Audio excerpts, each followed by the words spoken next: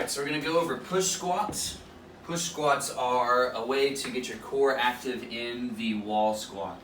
And so we're going to practice bottom anchors of the spiral lines of the legs, and we're going to practice our top anchors via the neck, head, and hands. So your big takeaways with this: get as close to the wall as you can comfortably. Place your hands where you can keep them the whole time and don't have to move them, because they are going to keep getting constant friction by pushing in and up the wall, obviously without letting them move. So imagine someone's pulling your arm away from the wall, you're trying to keep it to the wall. Also, the head, nose, forehead, chin will all stay away from the wall, and we're going to send our hips back as far as humanly possible. If the hips go back as far as possible and the head stays away from the wall, we get a big thoracic extension through this, which is one of our main aims. And we're also going to delete a lot of the swaying of the hips and valgal collapse of the knees, collapsing of the ankles, by getting top and bottom anchors. So we're kind of building a wedge with our body in the wall here. So again, as close as we can to the wall, feet a little wider than hip width apart, a little V'd out but not overly excessively externally rotated on either side. And we're going to hold here. We'll lift the toes up just to get some activation of the arch. If you don't need that, you can keep your arch up, let the toes relax.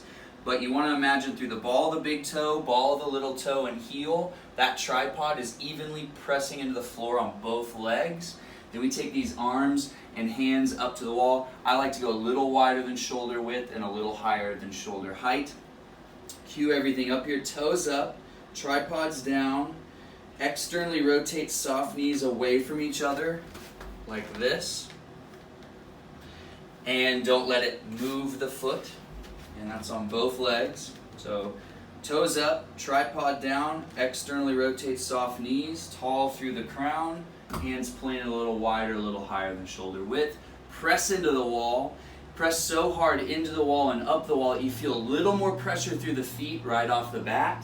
And then we squat down. Now my nose got a little close to the wall at the end because this is a warm-up round, and you're going to get more and more mobility here with more and more power. Also, you'll feel at certain points like the hands are going to slip. Just keep them there, and if you need to change the pressure through them to keep them against the wall, do so. We'll go again.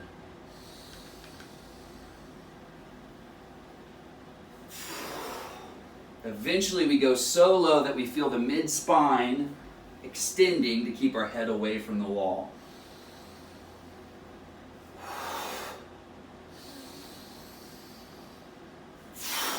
I like to inhale on the way down because it keeps the trunk nice and pressurized.